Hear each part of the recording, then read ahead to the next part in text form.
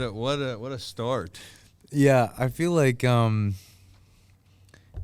sometimes when you have a really cool idea, the powers that be kind of test you out to see if you're really made for this cool idea. That's the hurdle.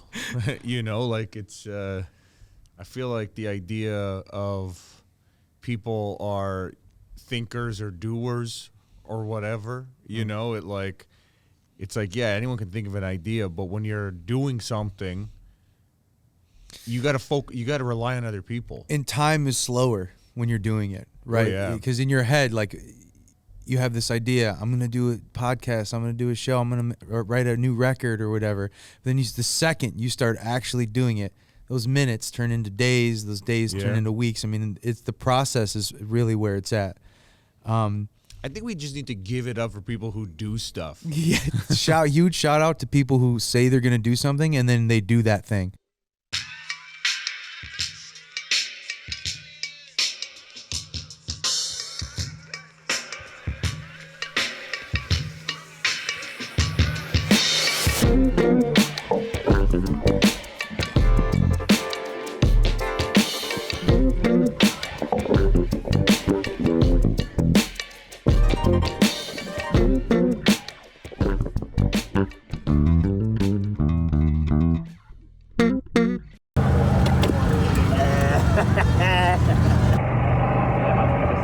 This week we're talking to Damone Jackson, an incredible Buffalo musician. Probably he's one of my favorite drummers here in Buffalo. His band is called the Damone Jackson Outcome. I am so fortunate enough to be a member of the group sometimes. I play bass for him. He pulled me in this summer to cover for a jam session that they play every Tuesday night at CPG, Central Park Grill, from 7 to 9. It's packed. Honestly, I saw you guys perform there once or twice, and it is not at all what I thought it was going to be. Like, it's like, I feel like if I was living in, like, the 70s or something, and I went to some, like, random jam session, that's kind of what it is, because you just had people coming up, grabbing a microphone that was just there. I love his band. It's an improvised bass band. I learned so much from playing with these guys, and it makes me feel so good to be able to move back home and be welcomed into a community of musicians that kind of encourage this type of playing, improvising, being yourself when you play, expressing yourself through your instrument. I know Damone is going to have a lot to say, and I know people are going to learn something from this interview. You know what? I'm pumped to talk to him. It really seems like an interesting person, and I imagine he has a lot of stories. So let's see what Damone has to say, and we'll be right back.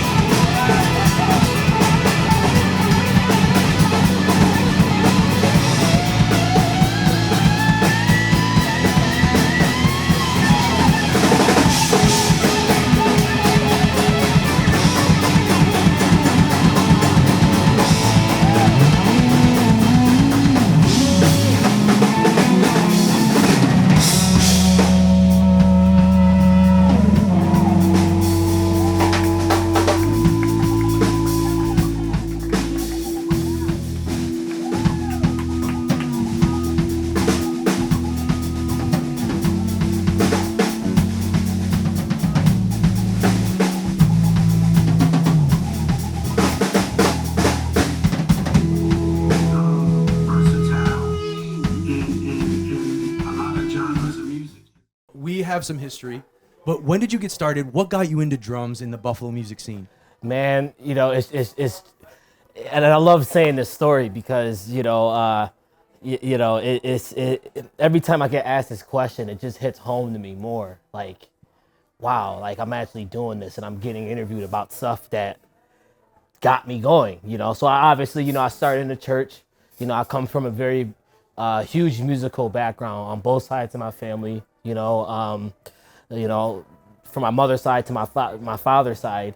We were all born in the church, So I've obviously, if any black person you come encounter with who plays an instrument, whether if it's me or your homie Dave Frazier, who's one of my favorite drummers, he doesn't know that, but He will now. making it known now. He will now. He's a brother just like me, and I know he came from the church. You can hear it in his playing, and it's like how you're out and somebody, you give somebody that head nod. It's kind of like what that is. It's just like, okay, like you're a musician, so either you learned at home or you learned in the church. Most of us learned in the church. It's funny that I'm happy that you brought that up.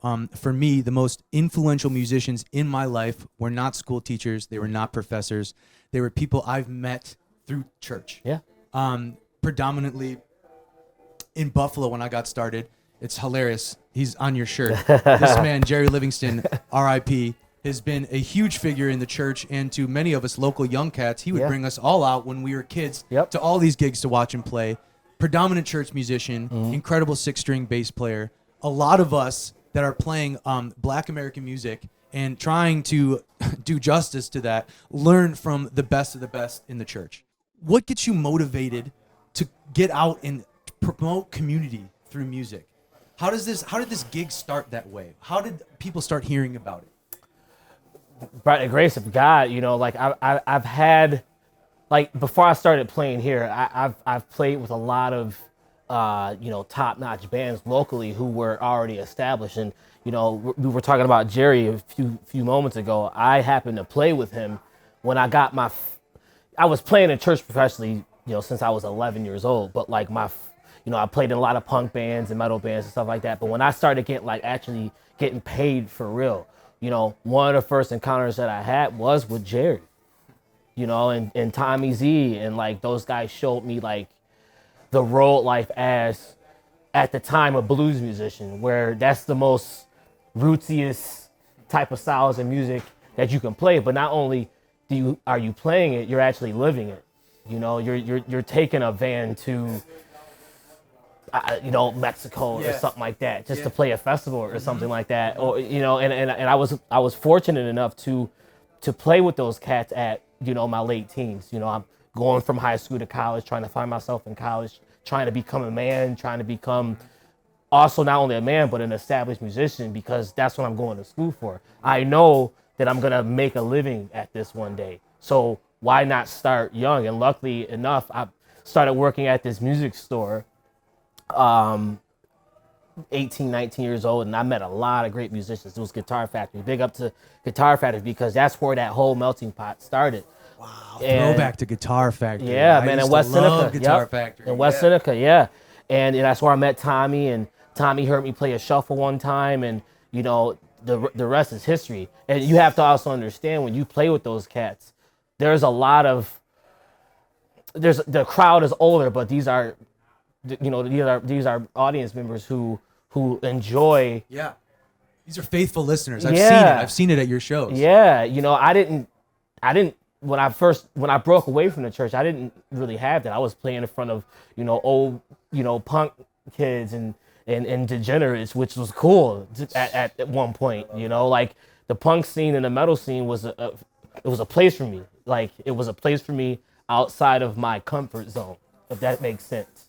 You understand what I'm saying? Yeah, it does make sense. Because here I am being black playing metal. Like there's not really a lot of black people here doing that. There's a couple, but it ain't the norm. You know what I mean? It proves your commitment and love for music, because there's no genre, there's no nothing that's gonna limit you. Right. Like you're trying to, I want to play drums the best I can with the best musicians. Doesn't matter what genre it is. Doesn't matter what kind of music it is. I want to play it to the best of its ability. That's why I really love you. Man. Nobody's bigger than this music, man. No, And, and to go back, and I hate to cut you off, No, but no. to go back and answer your question about like how do you spread the community, and you know, through this, you know, I had to break away out of my comfort zone to, you know, be in an environment that I'm not usually either comfortable in or accepted by.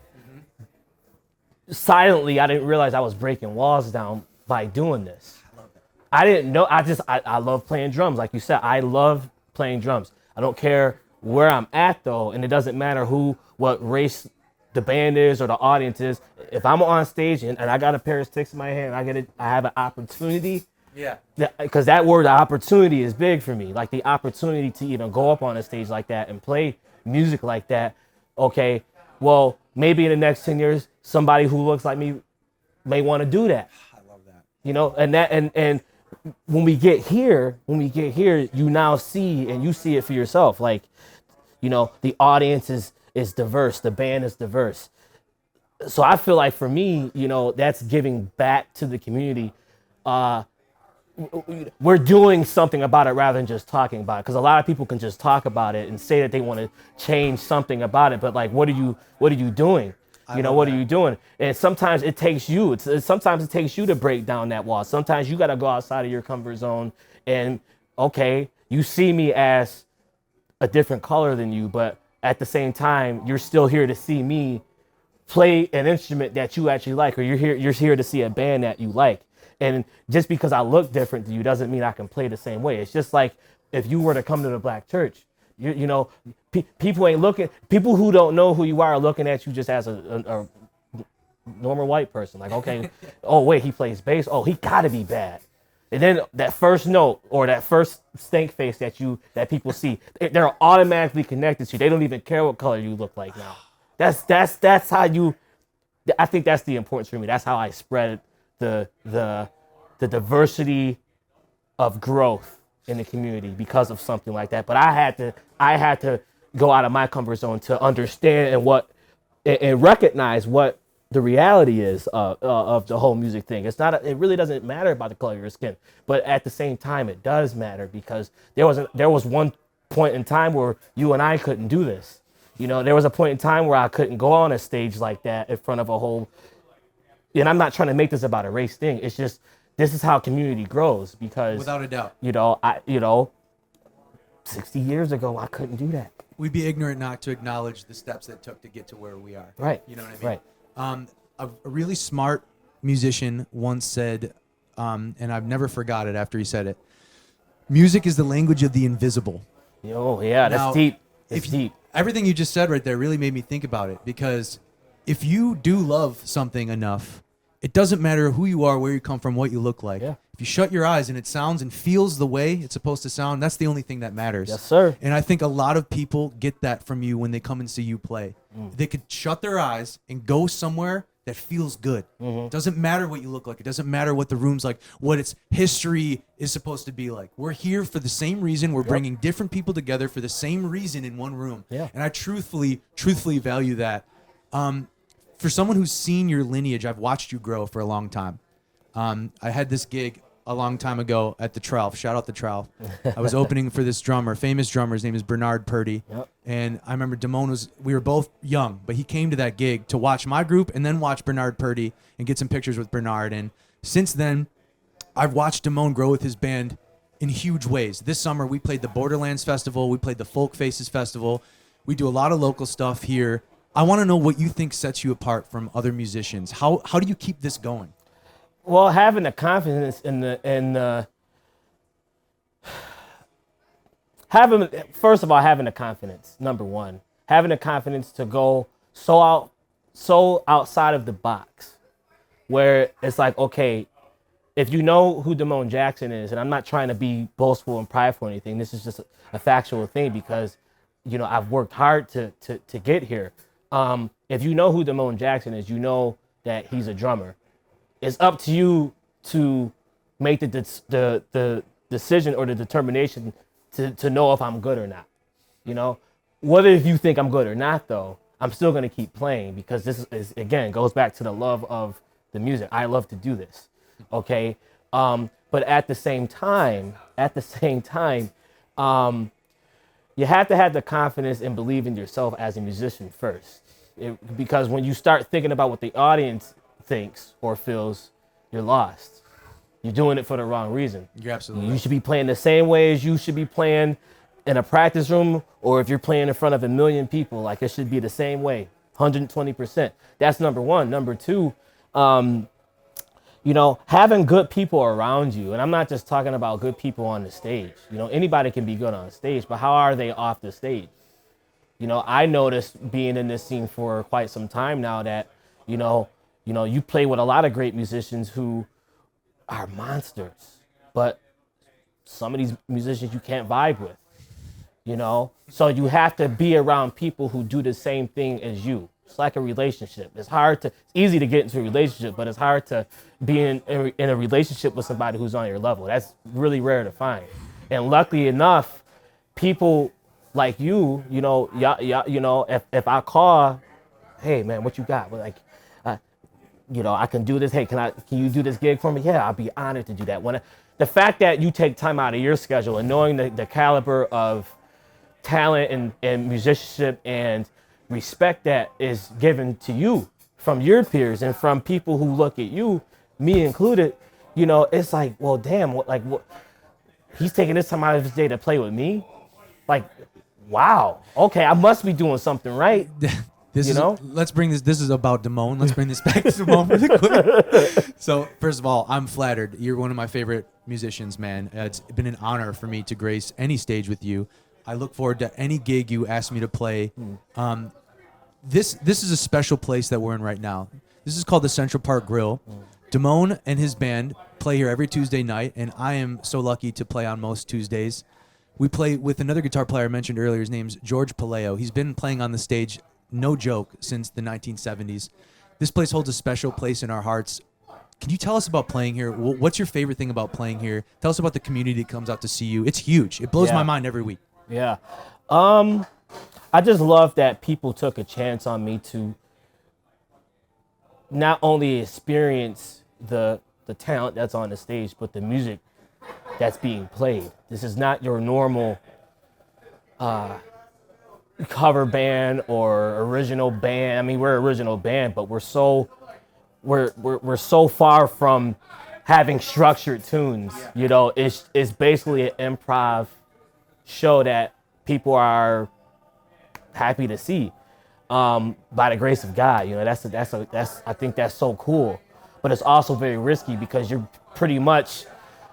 giving your all every Tuesday, and it's like, well, man, are they gonna like it this week or are they gonna hate it? You know what I mean? And lucky enough, it fills up even more and more, and that's a blessing. That really is a blessing because again, usually there's a lot of bands here who are original, who have structured songs, or they'll play the same songs over and over again until they get that lucky break or whatever, which is great. I think is great. I think the more original songs or the more original bands that Buffalo has, the better we will be. Not knocking the cover bands, because I play in cover bands too. but George, we talk about George. George even asked me before I even started this band. He's like, listen, you're too good. So what's your identity? Like, what is your identity? Who are you? Like, who are you? Who are you going to be? Or who are you right now? Now, who are you going to be? Who are you today? Well, what do you mean, who am I? Well, I got to figure that out. Yeah. And with figuring something like that out, you see the result now. Okay, I had to be true to myself to get, some part of the community or the community behind me. Yeah. And support an improv band that a lot of people can't do in Buffalo. Like, you can't just go up and we're just going to improv for 2 hours or we're going to improv at this festival that we got invited to. That's very risky. It's a beautiful, beautiful, terrifying thing. Yes. Yeah. I'm more terrified than I am excited. I mean, I'm excited, but like I'm more like, and I play it cool. Like, I try not to show my emotions before I go on stage, but man, I'm fucking scared. I'm scared. There has been numerous times myself where I've left it all on the stage while playing with Damone. It's a feeling that he can literally, you can connect with him while you play in this instance. It's kind of, we say this a lot, but it's more of like an ethereal feeling where I feel like I'm watching it from the corner. When we play together, I feel like I'm watching it from the corner of the room. It's a very, very special thing. And this improvised bass music allows musicians like us to really connect with each other and kind of be as creative as we can under the restraint of making people enjoy what we do. Right. I think it's a beautiful thing, and I cannot wait to play more with Damone. Please come and catch us on a Tuesday night, 7 to 9, locally in Buffalo here at Central Park Grill. This has been an incredible interview. I love you so much, man. Love you too, boss. Always, brother. Always. Thank you so much, man. Thank you, man. Thank you. Thank you. And big ups to CPG. Mom sauce.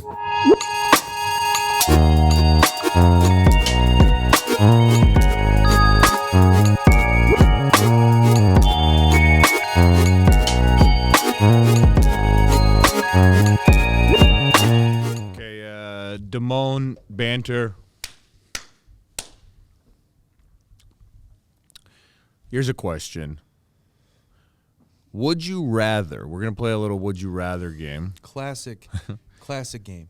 Would you rather have the ability to make someone go to the bathroom, any bathroom, or know if someone has to go to the bathroom and what they have to do?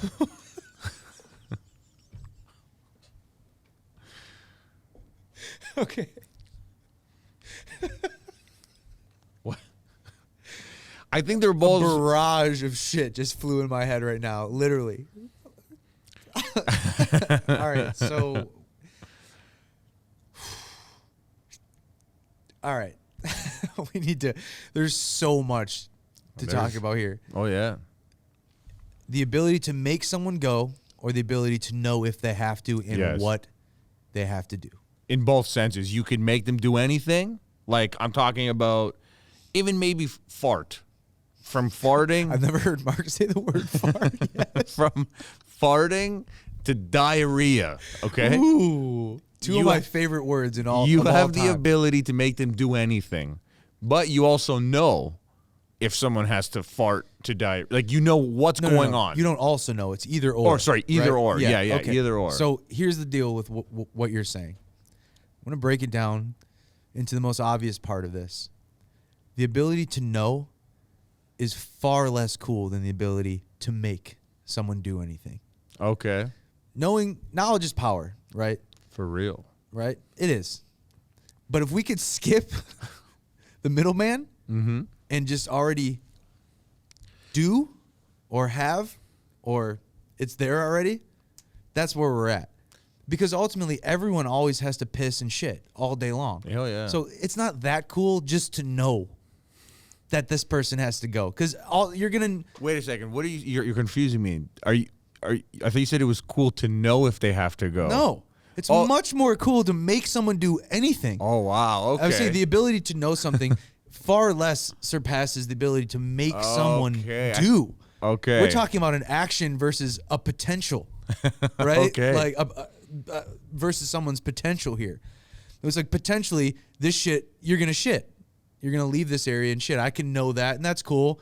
That I can maybe do something. But there's just much more leverage in being able to make someone do something. If someone's yelling at me right now, if I'm put in any type of circumstance that I'm where my back's against the wall, this person's having explosive diarrhea in and that in a half a second. And it's so funny that we started this podcast being such opposite people because in my mind, I would rather know. That's insane. If someone because now I'm like, if I'm talking to you and you have to go to the bathroom, I'm gonna be like, do you have to go to the bathroom? And you're gonna be like, how did you know? So dope, so cool of you. Yeah. Psychic. Are you serious? But like, also like walking down the street, like and seeing people and having to know if they have to go to the bathroom. Wouldn't you rather point your finger and say go? That's way cooler, dude. It's to way me, cooler. it's like it's control versus non-control. But you want to control their body.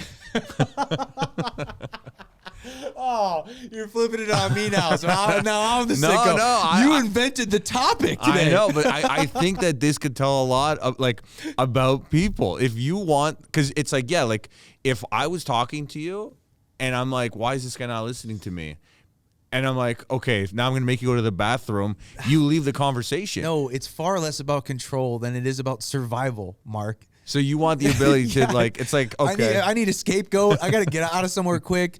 Some cop just pulled me over for something that everyone does all day long. It is a superpower. You know what I'm saying? It is a superpower. You are not going to arrest me right now because you physically can't with what you need. Yeah, you got that like weird stomach pain where you have to go to the bathroom. You know and what been I'm holding saying? it for where too long. nothing else can happen besides that.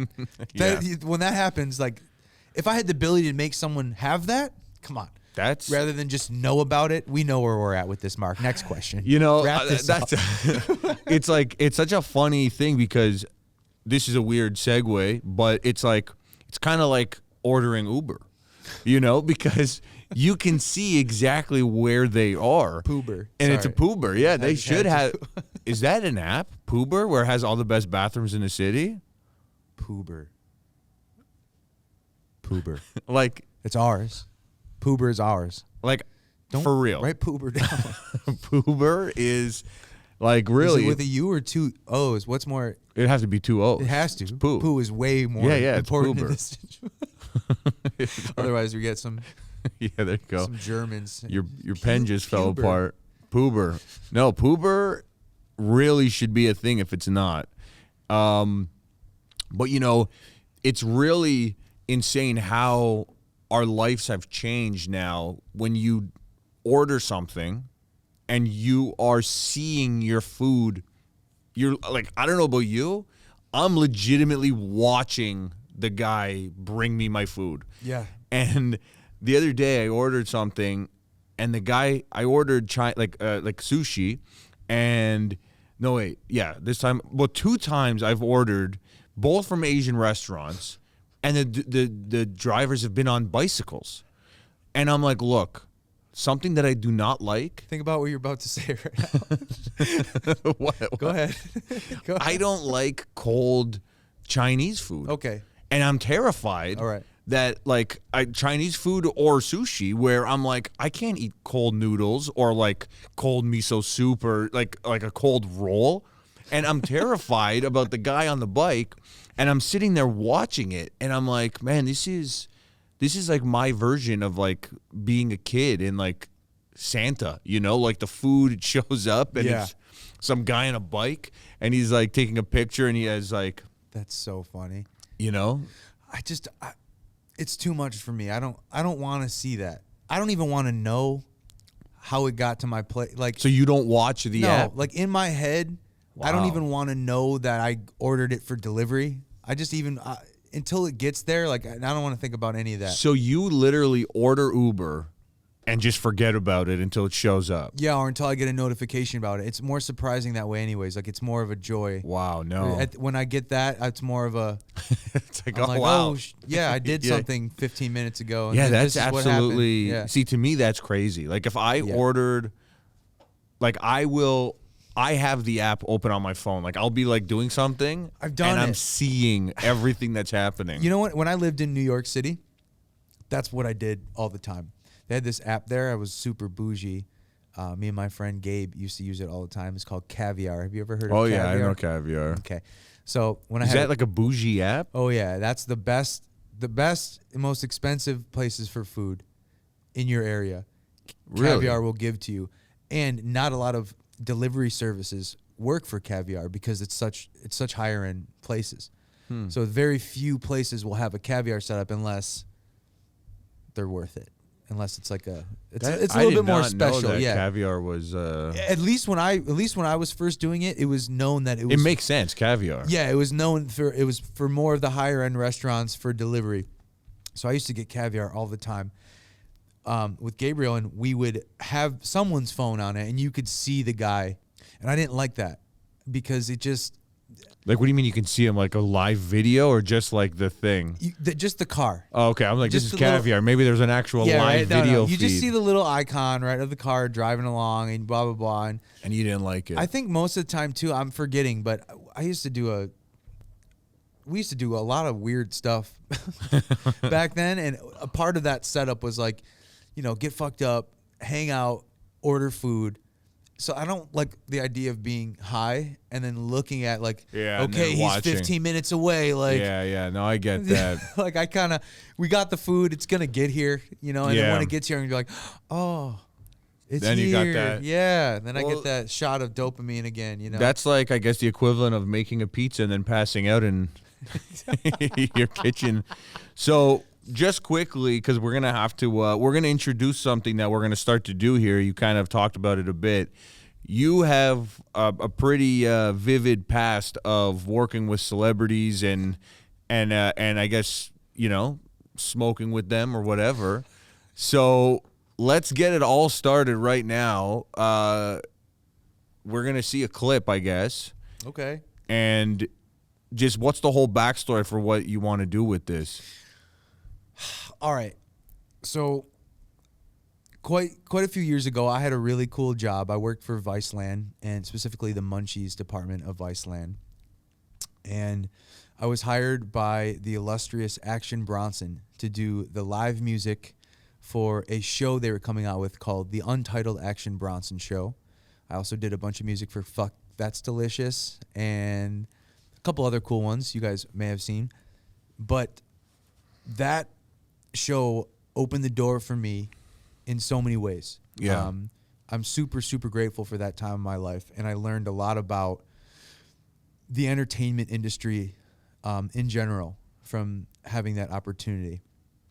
It just so happens that one of the highlights and features of this show had a lot to do with marijuana. And all the celebrities that were guests on the show were definitely into marijuana and or fine with it being around. Maybe they didn't smoke it, but completely cool with the culture and talking about it. And, I didn't even think about it when it was happening in time. But whenever there was a celebrity that touched my childhood in a certain type of way, I needed to get a picture with them. Yeah. And there are a couple I can ramble off that maybe we can see in later episodes or something. But I needed to get a picture with a certain amount of them. Yeah, for and sure. In order to have that time, there was a bunch of filming that happened before that. You want to get to know the guest. I was the musical director on the show, so if anyone was an artist, a musical artist, I was directly talking to them beforehand, seeing if they wanted to do anything. We played My Prerogative with Bobby Brown. We did a whole gospel breakdown with Ladisi. It was incredible. So most of that in the beginning had to do with us either smoking together, specifically marijuana or hash that we were blessed with. And then we would shoot the episode, and then afterward it was a comfortable vibe. So I'd be like, hey, Rosie Perez, come over here.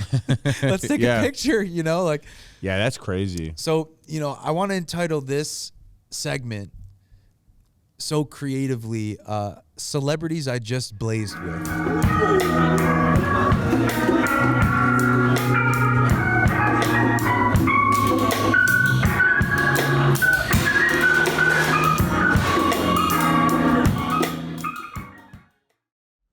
It's over 20 minutes. I just don't think people have the attention span to pay attention to anything longer than Dom.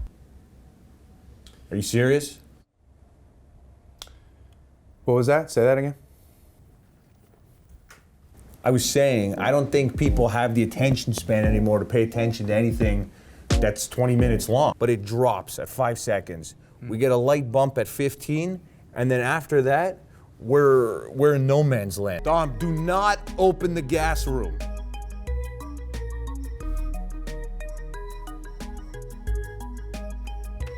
What the fuck even is this thing? We have contained the GAS.